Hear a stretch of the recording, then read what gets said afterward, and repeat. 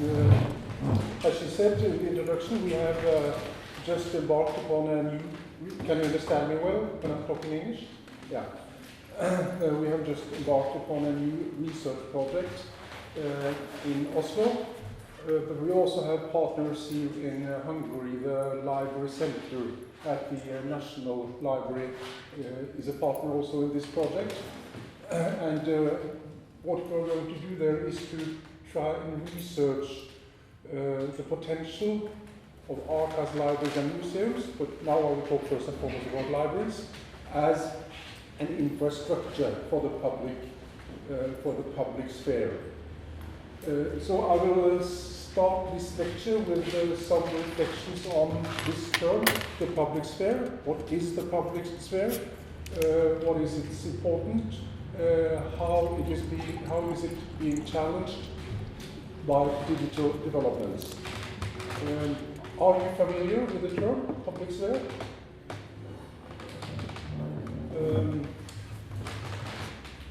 What is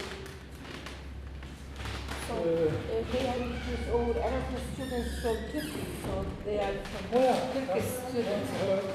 Your Erasmus. Yeah. The term public and public sphere, it might have different connotations. And now I'm going to use as a kind of illustration, I will use the main street of Oslo, the Karl Johan Street. Have any of you been to Oslo? Or Martin has been there. The Karl Johan Street is a street running in a direct line from the central railway station in the center of Oslo and up to the Royal Castle. And you say that this street, like, let's say, we could also have used as an example, for instance, the square in front of the Hungarian Parliament, or the Andrassy Street. This street is partly an important element in that which is called the representative public sphere. And the picture you see here, that is the royal family in Norway, the king to the right, and the queen and the crown prince and crown princess and their children. And they are every 17th of May, which is the Norwegian National Day, they are in a way showing themselves to the people, to their people. And that is something which you could say royalty always have done. So we have always had a representative public sphere where the king and the queen and the noble people, they in a way show themselves in all their splendor for their subordinates, for their people. So here they are receiving, and this is also part of the same. This is the manifestation, which every 17th of May, that is every national day where we celebrate the Norwegian Constitution, the school children are marching up this parade street and are then and they greet the king and the king and queen greets them. So this is what we could say part of a representative, symbolic public sphere, with the aim of, so to speak, constitute the nation.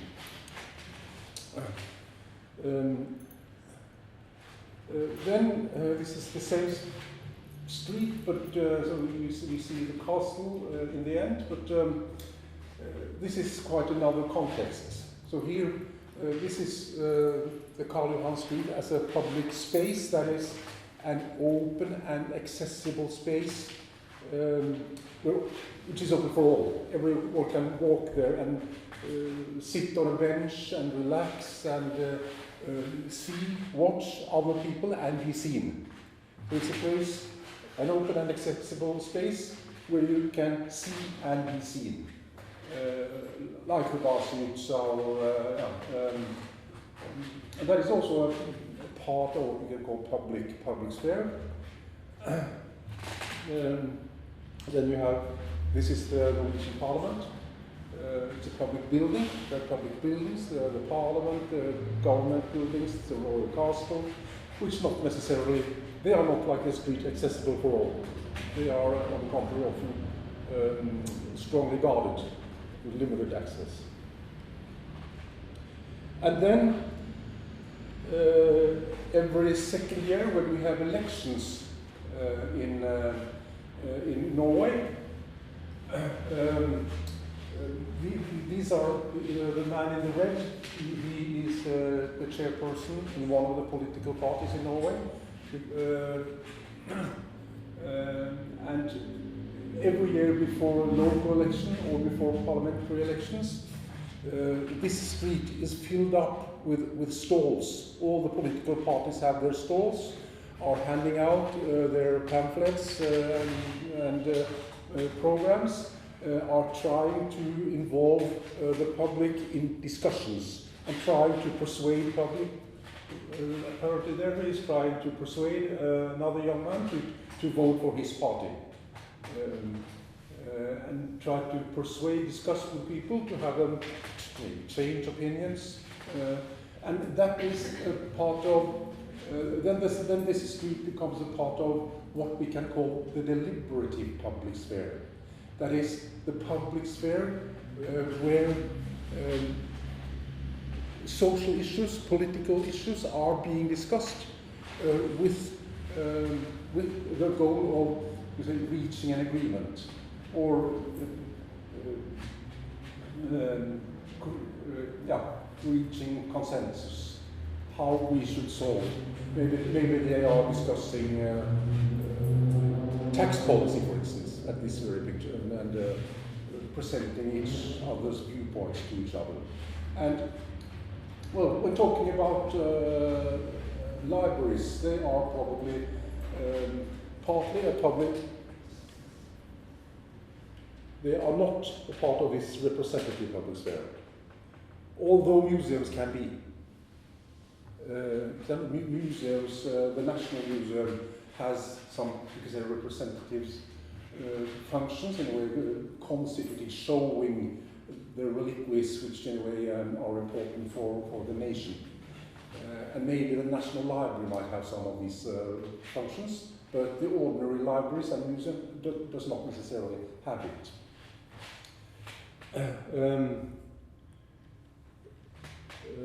But they are public spaces like this. I mean, the libraries are,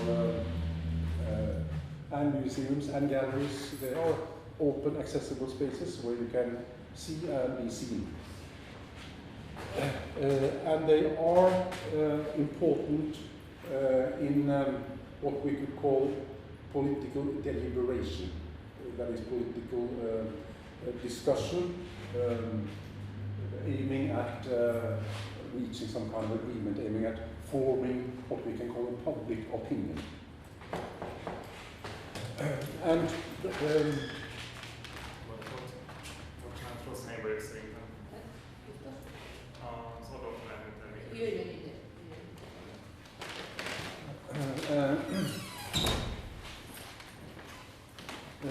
and it is in that meaning of the public sphere which I will focus upon today. For instance, just to give some examples, libraries and also archives and museums have always been seen as important for the public sphere, that is for making people able to make informed decisions, to empower the citizens to make informed choices by giving people access to knowledge and information.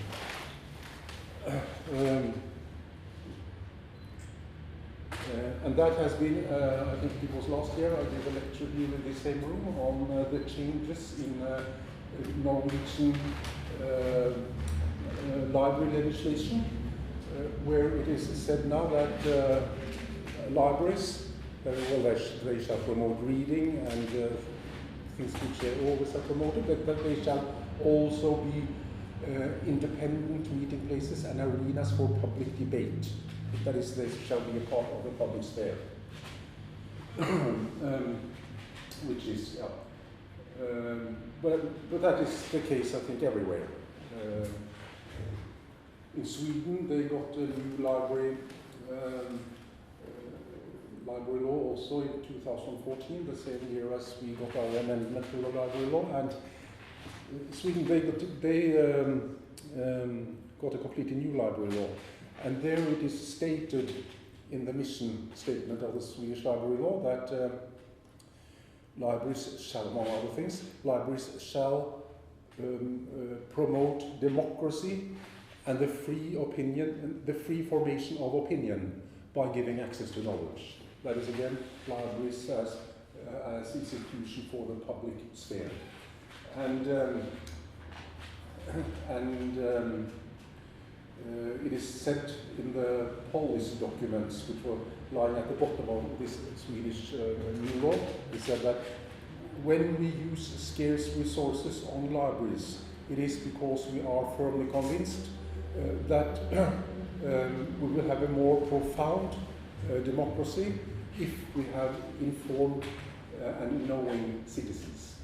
So again, the major legitimacy of public libraries lies in that, is linking them to the, or defining them as public sphere institutions.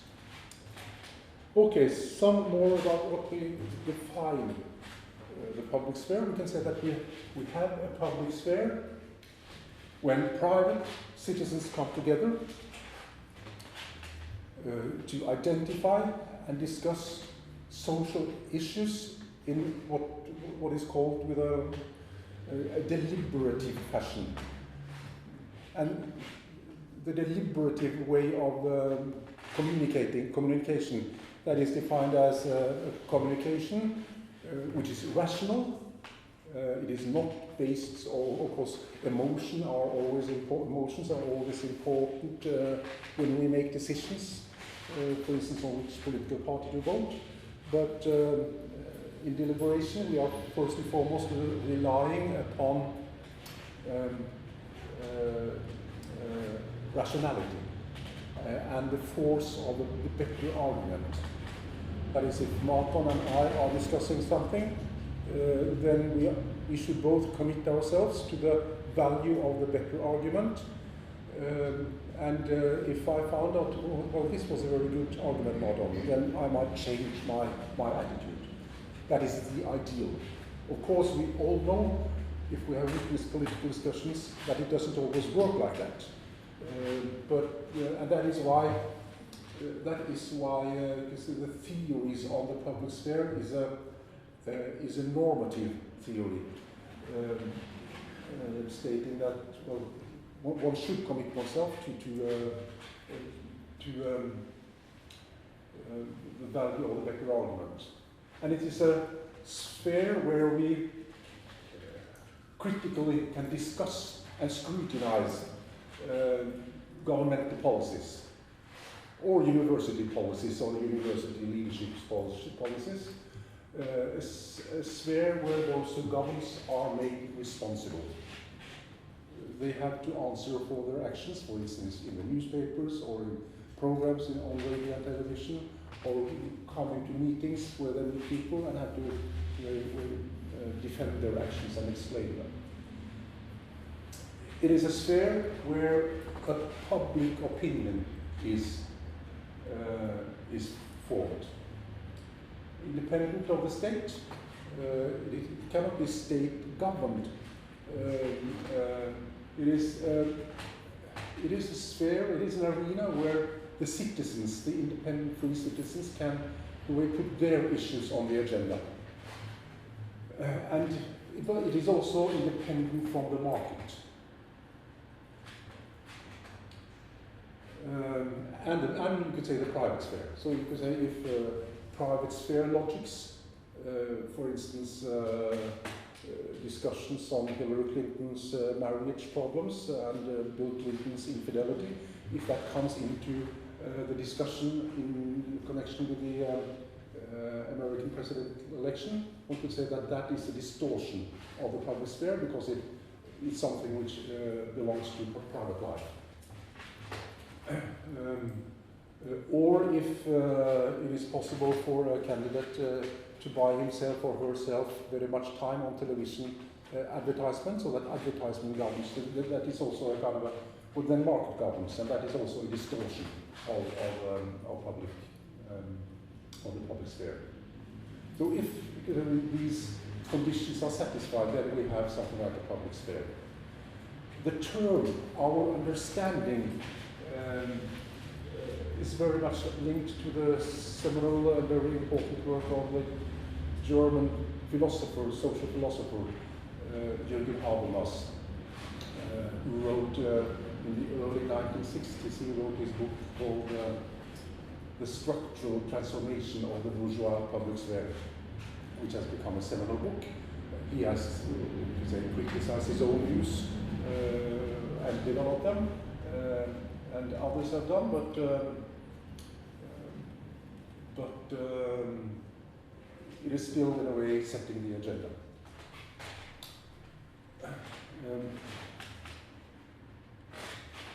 We can link this discussion of the public sphere to different perspectives on democracy. Many theories on democracy says that democracy, well, in society, we have individuals or groups with different preferences and different values.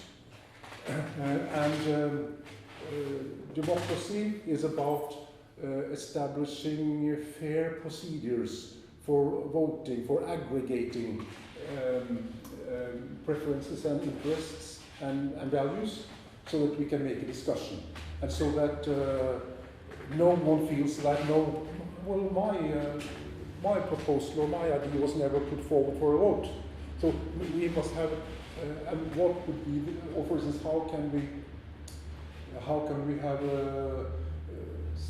somewhat fair voting rules when electing for the parliament, so that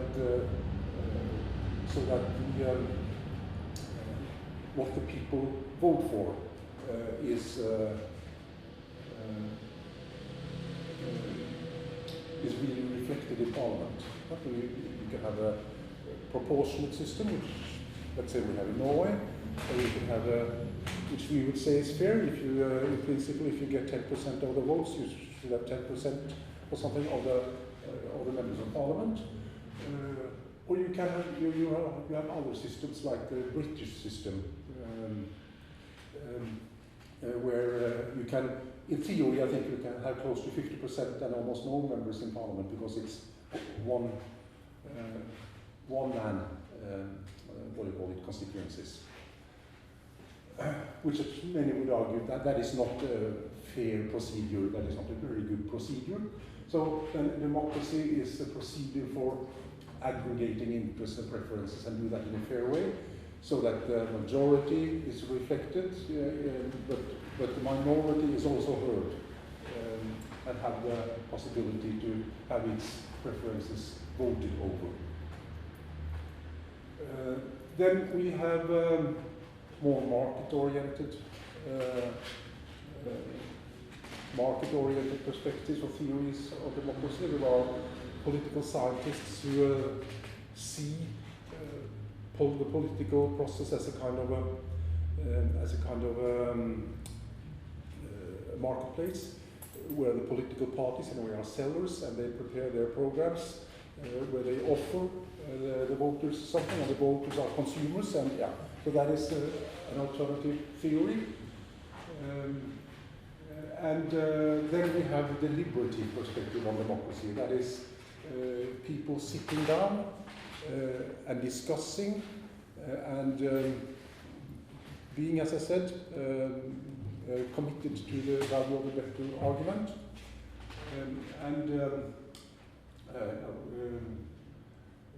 Of course, these are three perspectives, and none of them are the deliberative model of democracy is somewhat you could say, an ideal, a normative ideal in public theory.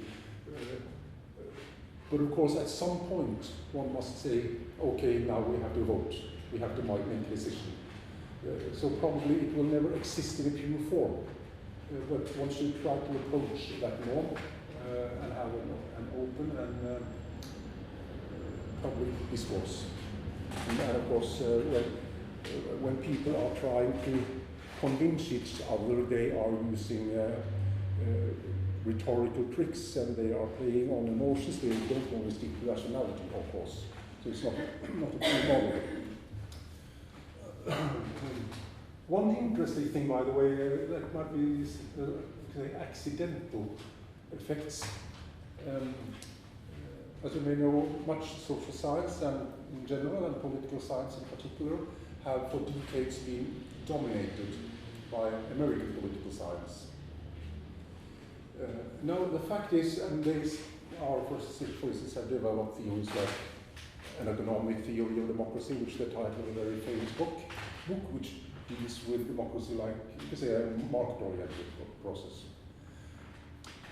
But then the fact is that in Norway, Jürgen Habermas' book on the structural transformation of the public sphere was translated into Norwegian, I think, in 1972.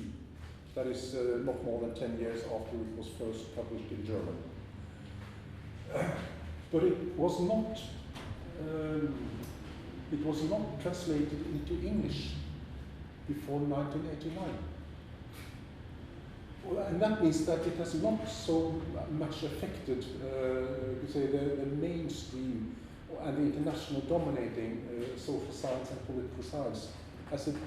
Whereas we in Europe and Norway have been aware of it much longer. So was it toward the end of the 90s, I think it was, maybe 2000, when this book had been in sale in the US for around 10 years. Then my library and information scientist named John Bushman, he published a book on, say, libraries and the public sphere, which he called dismantling the public space, something like that. But anyhow, it's very evident that when you read that book, and he has written it for an American public, he could not take for granted that, for instance, they knew anything about Habermas and his theories of the public sphere, which have been very difficult if he had written for an European public at that time.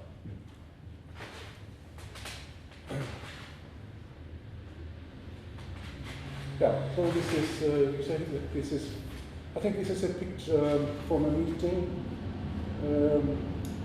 one of the hot political issues in Norway at the time.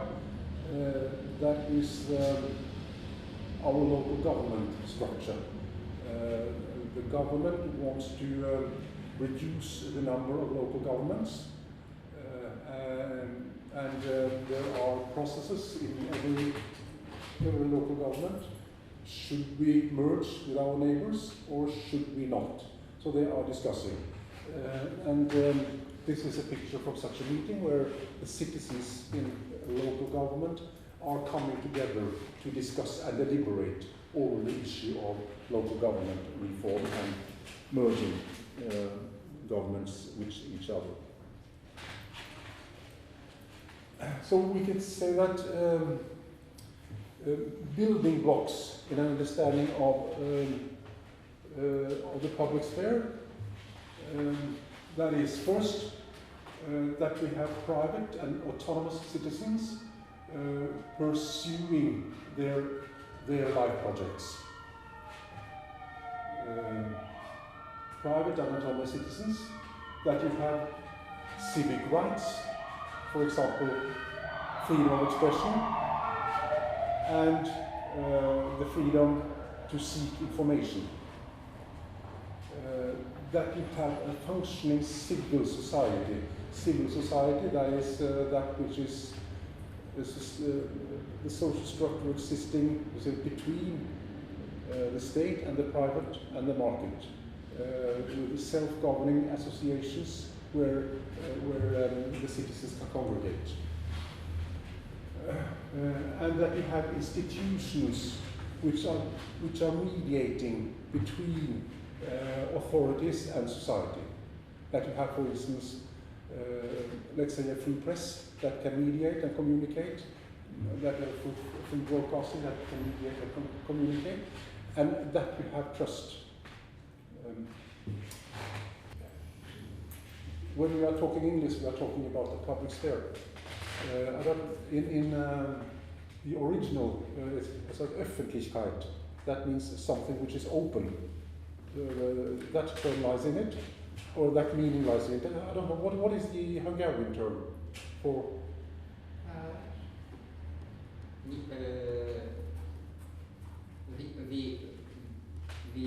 We can use társadalmi nyilvánosság, vagy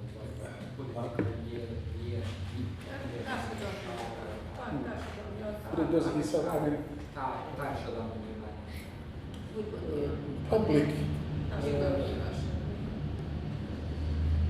Public that hints to the people, to the general public. It has not that same connotations of openness linguistically. And in the journalistic languages also, he's talking about the bürgerliche Öffentlichkeit, and Bürger in the Germanistic languages has also two meanings. It means a member of an economic class, that is the bourgeoisie, and it means a citizen with full rights as a member of a nation, voting rights.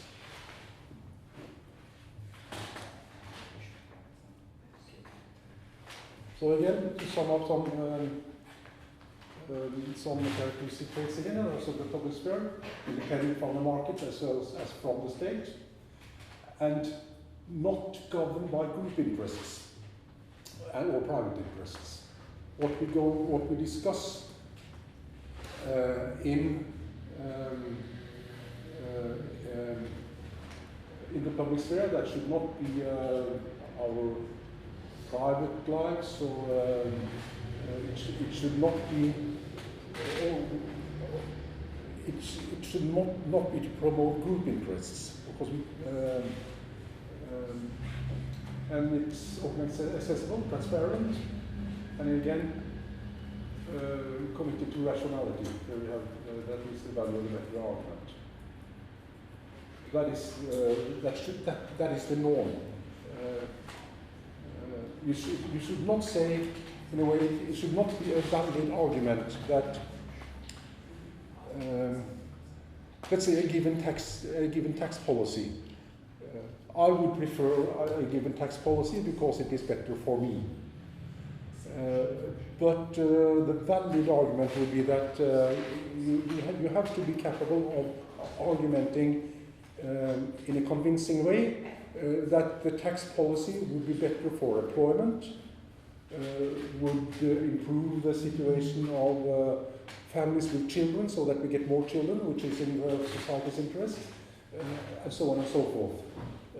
Better for me is in a way not a valid argument.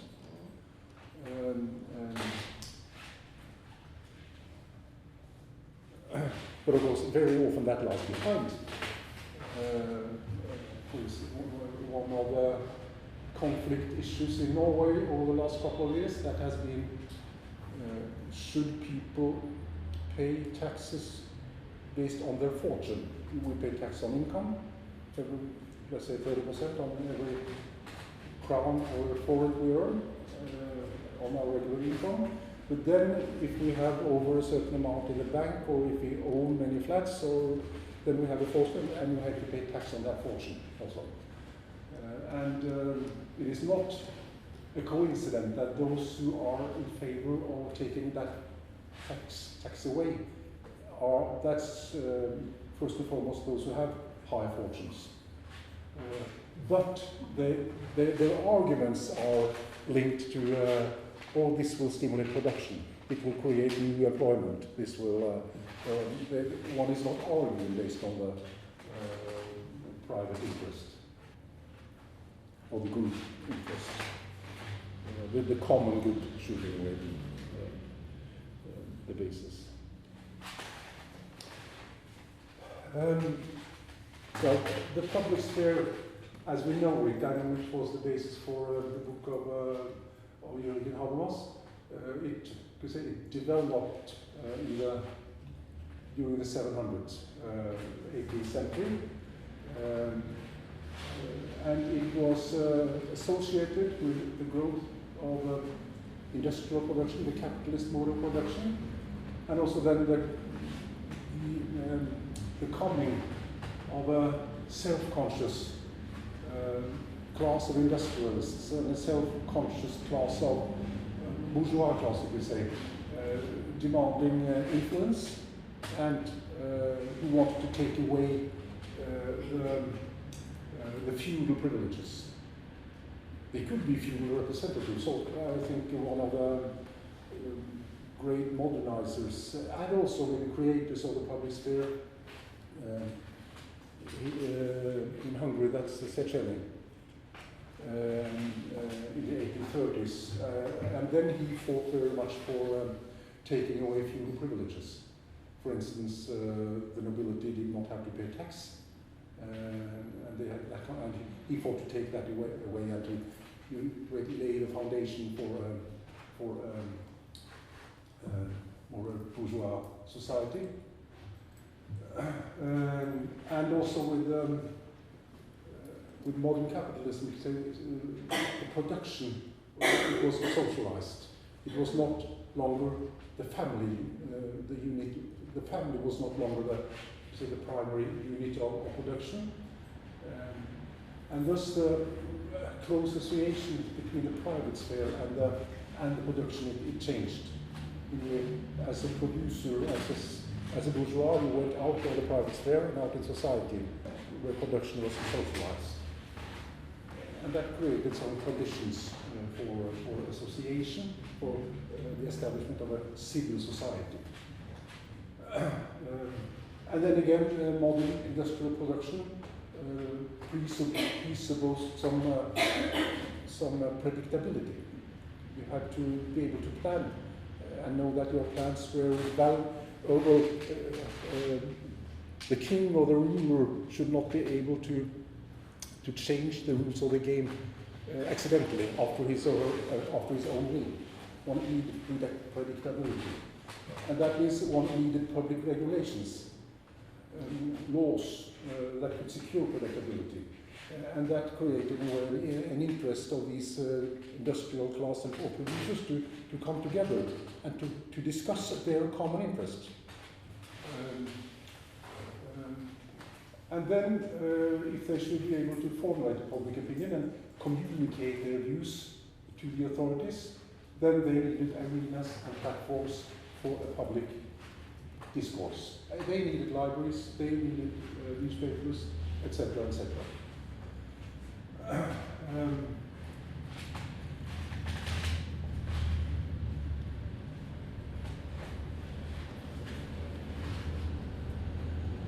So the growth of the public sphere then led to a political public sphere. That is the public sphere where one discussed political issues, legal regulations, taxation policies, you name it. And it led to the growth of newspapers and journals. And this public sphere was dominated by men, first and foremost. But then also we had the growth of a cultural public sphere. We had, let's say, literary salons, where one discussed literature, books, theatre, and that gave an opening for this cultural public sphere, created an opening also for the women, not for the bourgeois class, but for the women of the bourgeois class.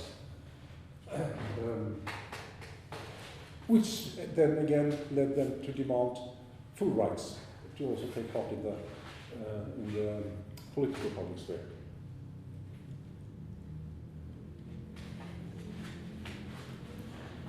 Of course, there are some questions and challenges, so that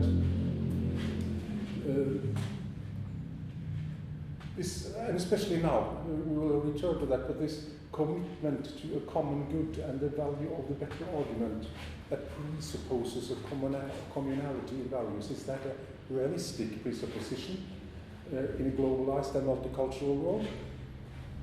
Maybe that is one of the crises which we can see now in the European Union, where one probably has, there is not necessarily a community in interests between the different countries, between Germany and Greece, and it is very difficult to establish a public sphere in a way due to the simple fact that people speak different languages. That is,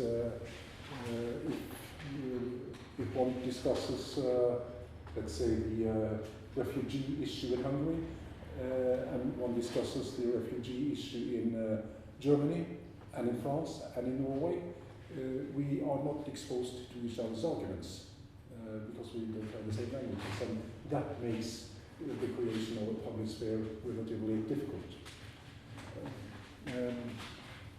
And then, is the public sphere really open and accessible to all?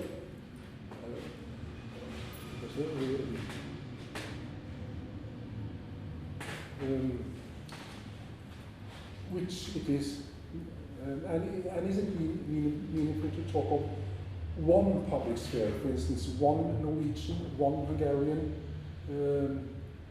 public sphere, which many of the national institutions have presupposed.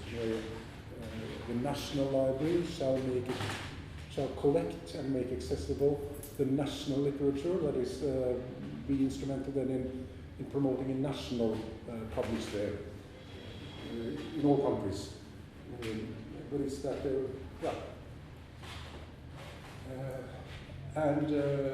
what is happening when the threshold for participation is being lowered, that we can return to.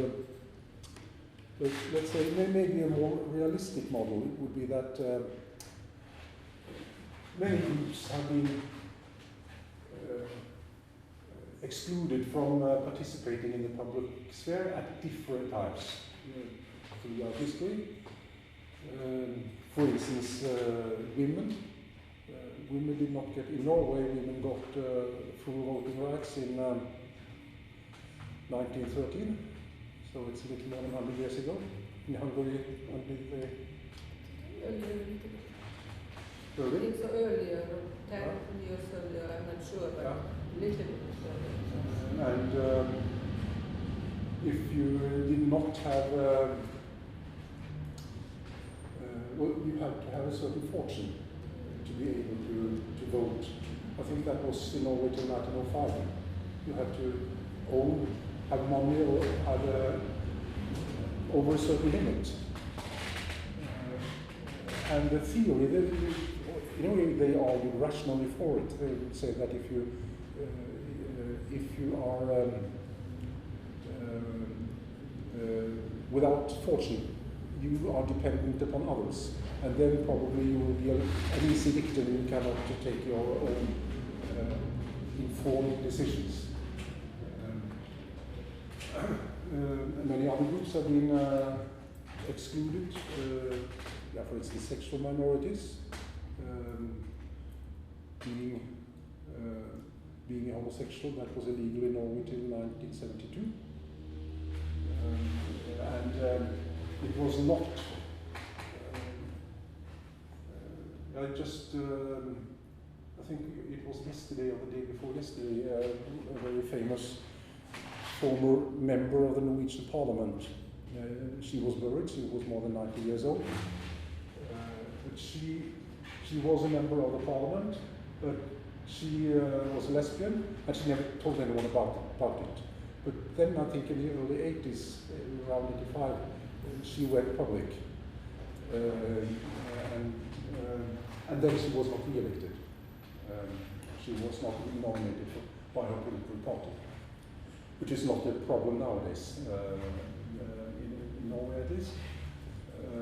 So they have been excluded, and ethnic minorities, for instance, in Norway, the Sami people were for 4 years excluded.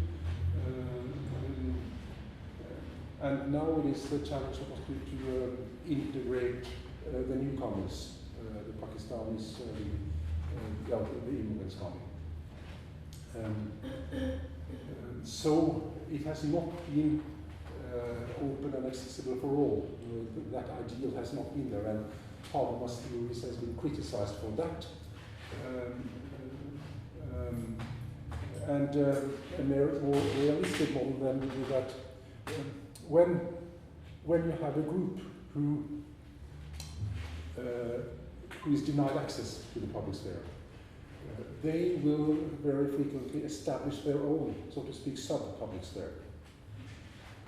And in many countries, and again I can only talk about Norway as an example, when, for instance, when the working class started to grow, in Norway that was by the end of the 19th century, early 19th century, the working class in a way created its own public sphere. They had almost all kinds of institutions, and they established newspapers and magazines and libraries and established their own public sphere. But with very, very strict demarcations lines, they were not allowed into, we say, the general ruling public sphere.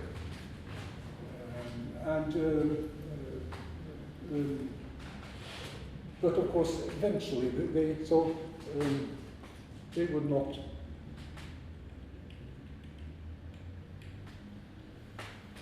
take part there. Let's say in the 1920s, they would not greet the king in the 1950s. But one decisive development in Norway, that was in 1928, when the Social Democratic Party for the first time became the biggest party in the Norwegian parliament. It was not in the majority, but it was the biggest party. And in the Norwegian system, it is the king who in a way formally appoints the politician who is given the responsibility to try to form a government with a parliamentary basis. And everyone thought that this guy's grandfather, King Håkon, that he would point at the chairperson of the Liberal Party and say, you should try to form a government. But then he pointed at the Social Democrats, which was the largest party, and he said, very famous, they were Social Democrats and not communists, but he said that I am also the king of the communists.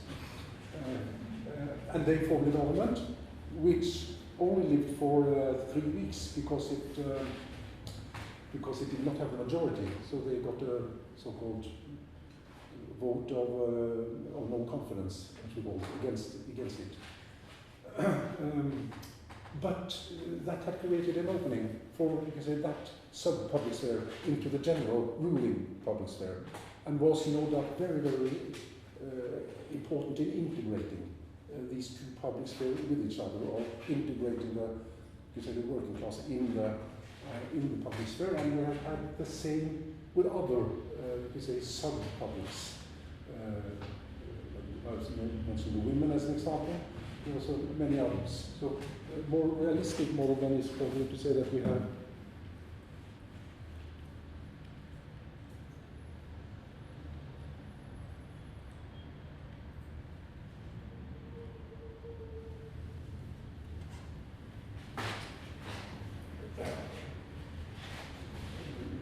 several public spheres, and we also have several, we have a cultural public sphere, a political public sphere, literary, scientific public sphere, but these are not minorities. But it's also important that there is a communication between these different public spheres, and that also the, you can say the minorities, those are integrated, that their values are heard in the general public sphere, which is linked to decision-making bodies, to Parliament and government. Do you take a break, or shall we take a 5 minute break, please? Continue. Or shall we just continue till we are finished? Yeah. If you need any break. Yeah, no.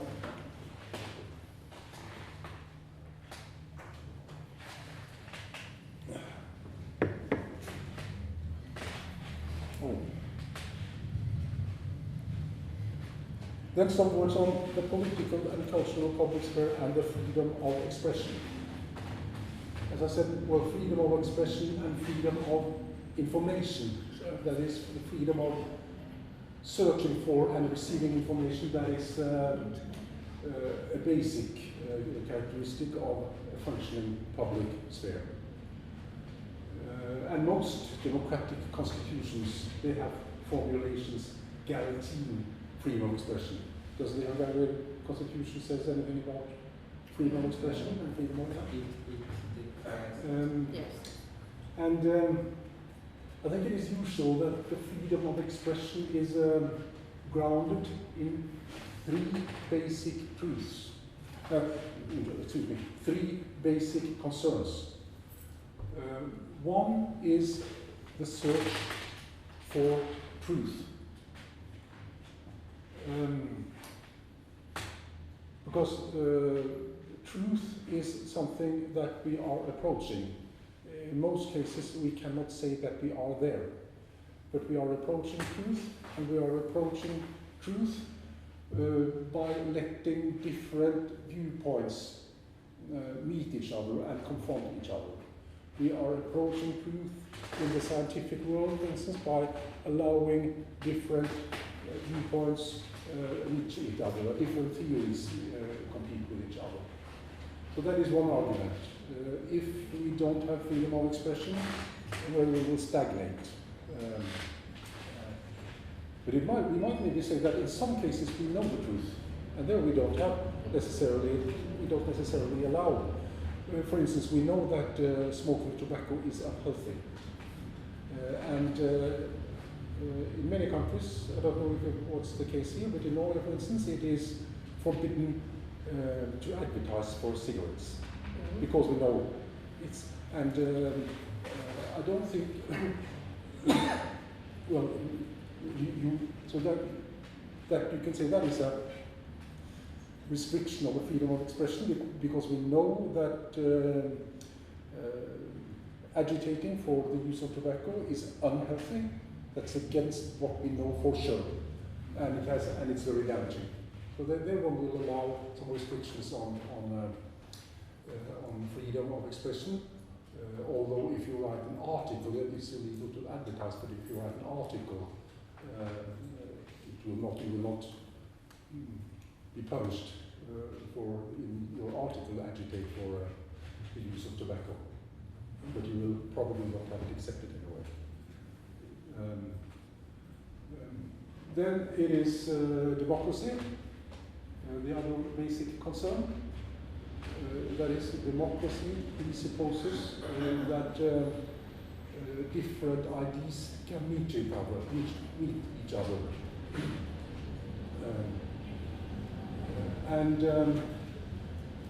Then the third concern is related to what we can call the empowered citizen.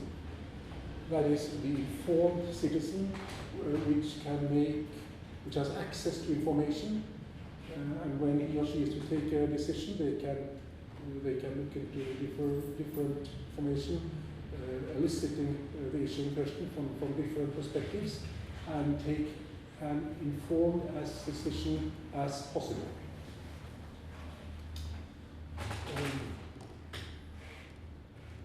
And that goes then both for freedom of expression and also for freedom of looking for and receiving and searching information. According to the Norwegian Constitution, then, no restrictions on these freedoms, that is the freedom of expression and freedom of information, can be accepted unless, as it is said in the Constitution, unless it can be grounded in these three fundamental considerations legitimizing the freedom of expression. One can maybe think of cases where there can be expressions that might violate, for instance, the empowered citizen. Maybe. We have had some legal cases on that. In Norway, the most famous one was a case in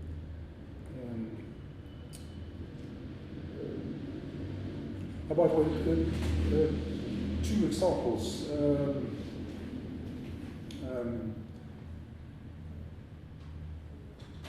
Before the general election in 2013, there was a policeman in a district not very far from Oslo. He wrote on his Facebook wall that the Norwegian Prime Minister was a criminal and that he was sacked from his job first. And because it was said that writing this on his Facebook blog, which is followed by several thousand, that is saying something in public, and a policeman cannot say that. So that was, in that respect, a restriction in his freedom of expression, and it was not regarded to be defendable in any of these three considerations. But afterwards, he got it back again.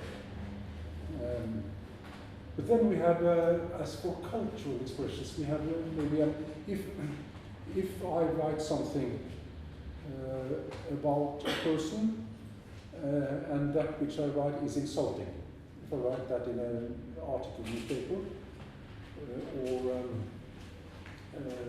or a non-fiction book, the person I'm describing can sue me.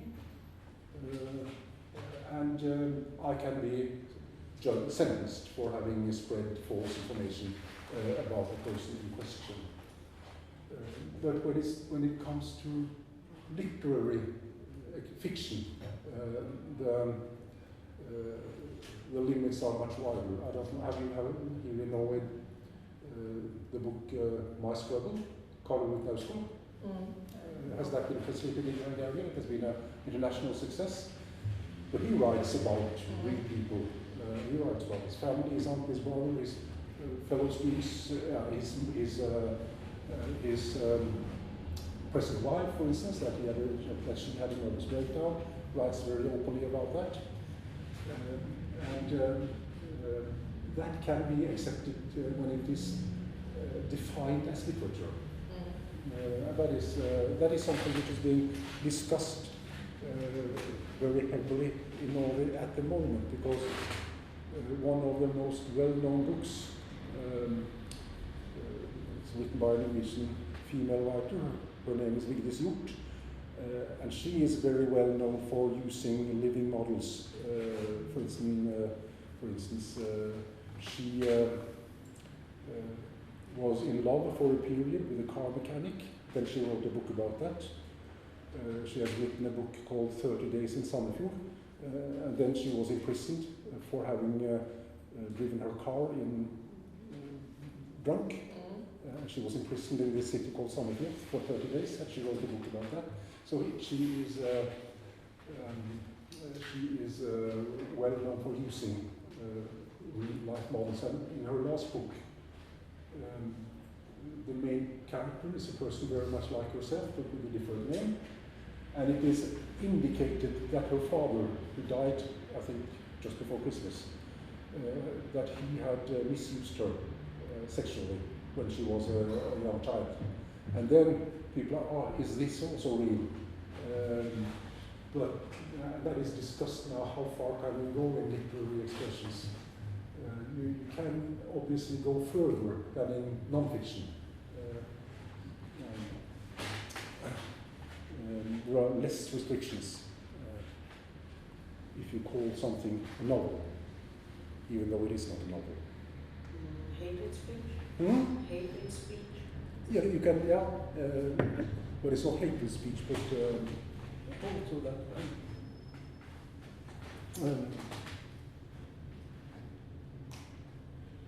But let's now look, we are approaching the end, challenges to upholding functioning and sustainable public sphere. And challenge one, we can call that globalization.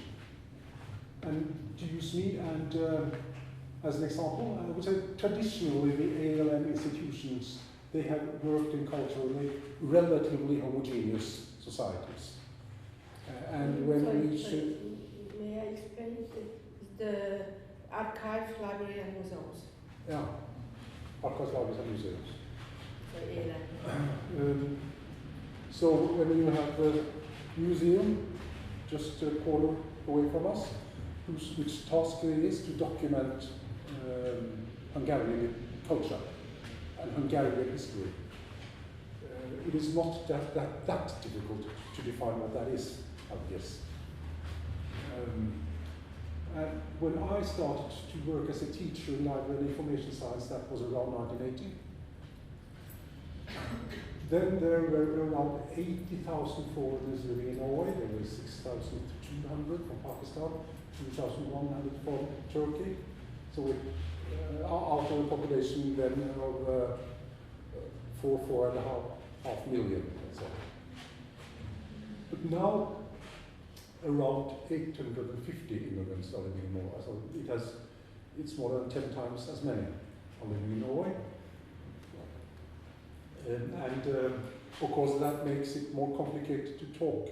And they are also bringing with their history, of course. And how should we deal with that history and their stories and their and how can these be integrated into the public sphere? And that might be a challenge for libraries, and also for archives and museums. For instance, we have in Oslo now an international cultural museum, where their history also can be documented, or the Oslo System Museum, or the Folk Museum, the Skansen in Oslo. They have their histories told also in their museums. So that is of course a challenge. Challenge two, that is digitization. You say that, and that is challenging in several ways. Traditional media, that is newspapers and broadcasting, they have had a double or a triple role. They have been used by the authorities to communicate their policies and their decisions to the public. And they have been used by the public to communicate their reactions to the authorities. And so they have been communication channels between the public and the authorities. But there have also at the same time been arenas where one critically can discuss and scrutinize the policies of the government and the authorities. That is changing for several reasons. One reason is that since the coming of the internet, we have had more direct forms of communication between the government and the public. If I want to see what's going on in the Ministry of Culture, I can go into the web pages. They communicate directly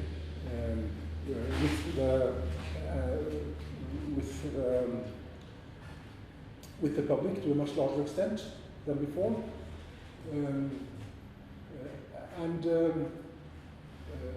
How can the media react to that? they can react in several ways. They can react by developing into more entertainment channel, infotainment, and that is what takes place for many television channels. For instance, there are almost any channel you turn on in Oslo, there is some master chef or cooking class competition or some reality story being told. And to the extent that that takes place, the media changes in that way, then people are becoming more and more dependent upon that story which the government tells themselves in their direct communication, and you don't get the critical filter. And that might be a problem for the public sphere. And that might, well, when we are discussing the role of libraries, for instance, as public sphere institutions, that might be an element. Can the libraries establish some forms of communication which can compensate for that?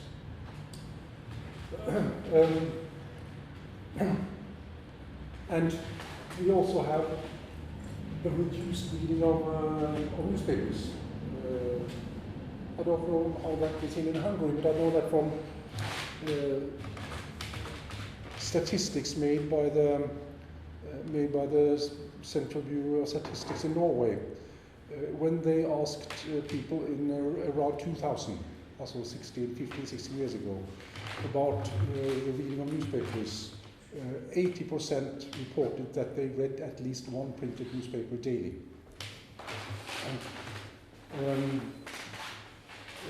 But nowadays it is less than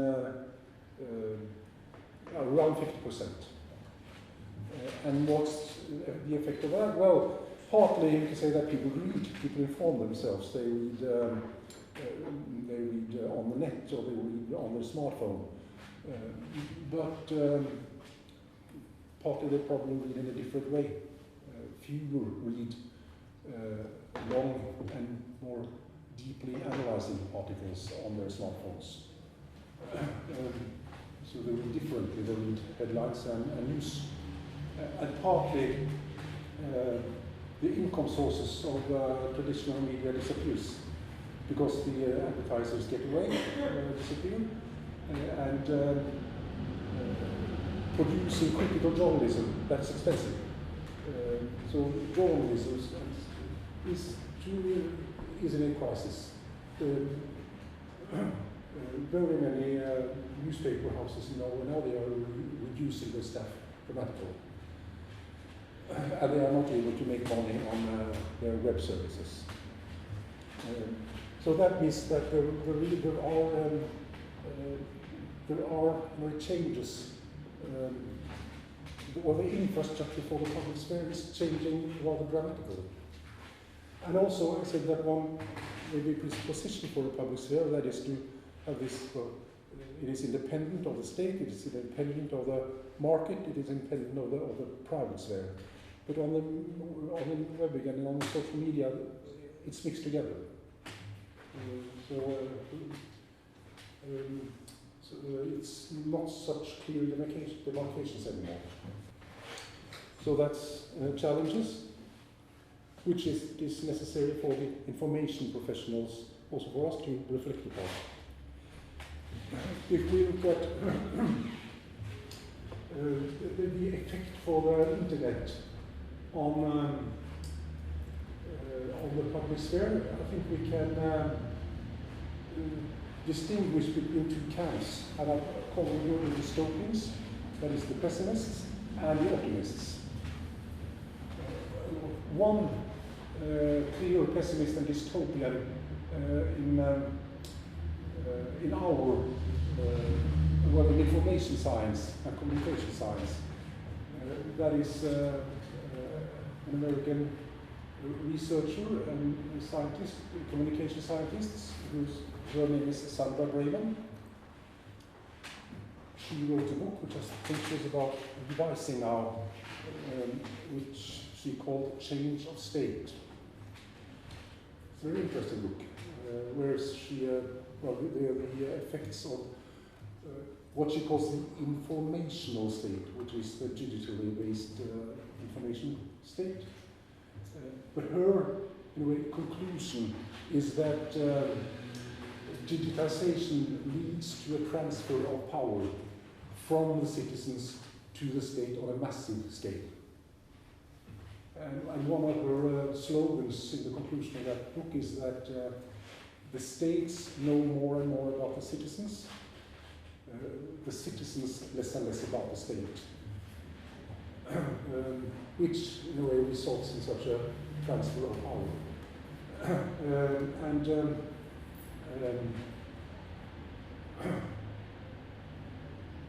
Well, for instance, the Snowden case might indicate that she was right when she wrote this in 2005, because she has, in a way, documented how much information the state collects about us without we knowing it. And others fear what they call echo chambers. That is, that on the net we can communicate, we can construct our own information universes where we are only exposed to viewpoints and ideas which we like. I see that we have to rush people here. I at least, most of the friends, very many of my friends on Facebook, they post links to interesting articles which they have read. But most of my friends on Facebook, they share values with me. So I get very many interesting articles confirming my own ideas and values, and fewer who challenges them.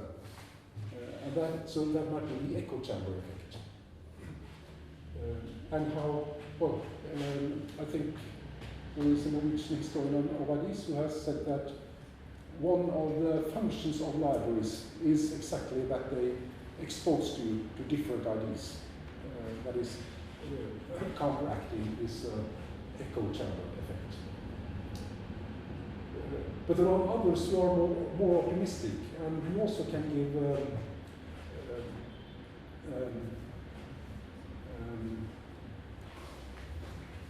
or define changing the role for libraries.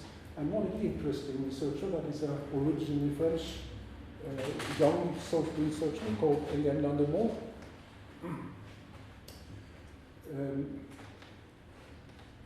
She is, her point of view is that first that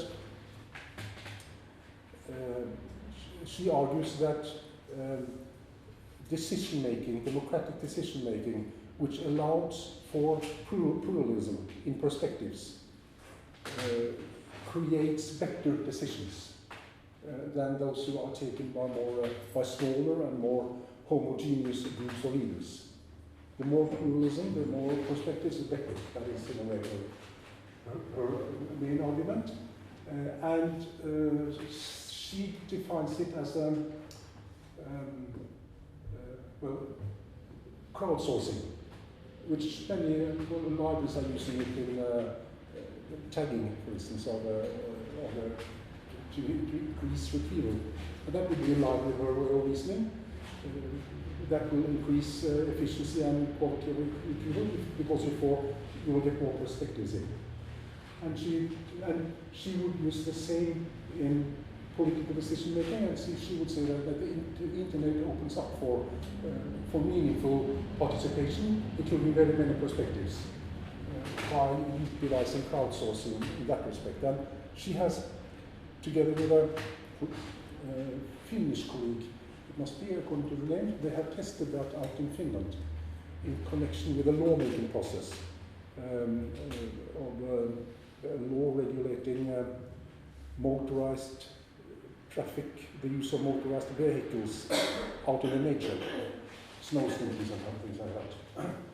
And then they established a platform for crowdsourcing, for integrating the people into the lawmaking process, and they found that it opened up possibilities for deliberation, that is, for a public sphere characterized by deliberation. And they measured that by measuring, for instance, to what extent did people develop their point of views. They came in with one point of view, they argued with others, and they changed their point of view. And they could observe that. So these are more optimistic possibilities. Of course, it might be that both are possible developments and policies by deciding which direction we go. And their libraries and archives and museums can play an important role.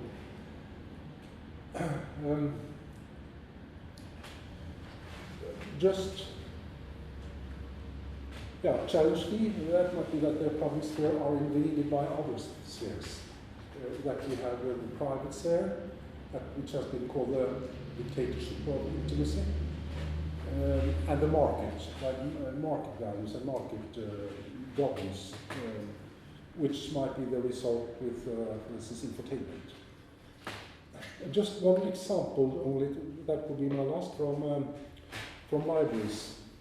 There are one American and one Japanese researcher who recently developed what they call a model for public libraries as public sphere institutions. And they say that first you have the basic conditions, that libraries are open to all, accessible, that the agenda for the libraries as public sphere institutions is decided not by the government but by the citizens. So the openness and deliberative character.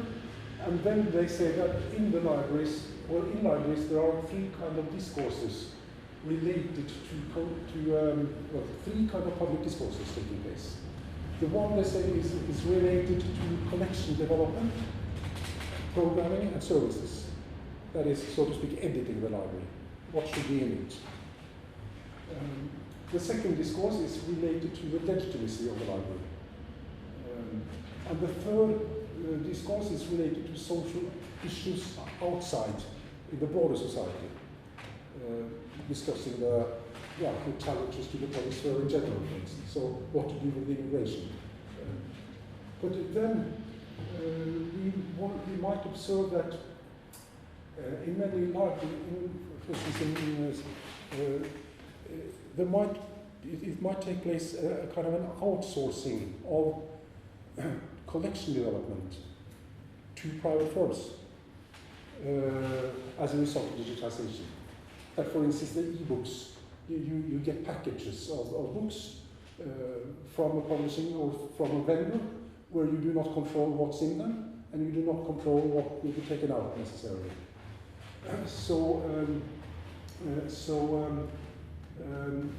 A part of the programming, the content of the library, is then transferred out to outsourced to market-oriented firm with governed by market-oriented values, and that might lead to a distortion. And I think that would be my last word. I think that librarians should be aware of it and discuss it and reflect upon it. These are challenges. So let my last point be that this new research project, which I just referred to, ALM, it's called, Archive Libraries and Museums and the Public Sphere, will do research on many of these issues. And as I said, in this project, the Library Institute at OCZ, that is correct, is it? Well, yeah. Könyvtár will be a partner in that project. So we look forward to also to generating or finding out how developments are in Hungary. So we will have a comparative perspective. So thank you very much for having been so sitting quiet so for such a long time. We are president. Yeah. Thank you.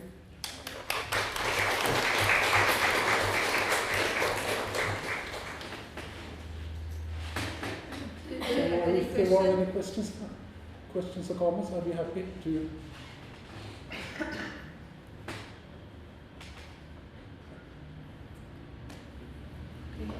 Thank you, Ragnar, for your presentation. It was very interesting, and you are always waiting in our institute. Köszönjük szépen!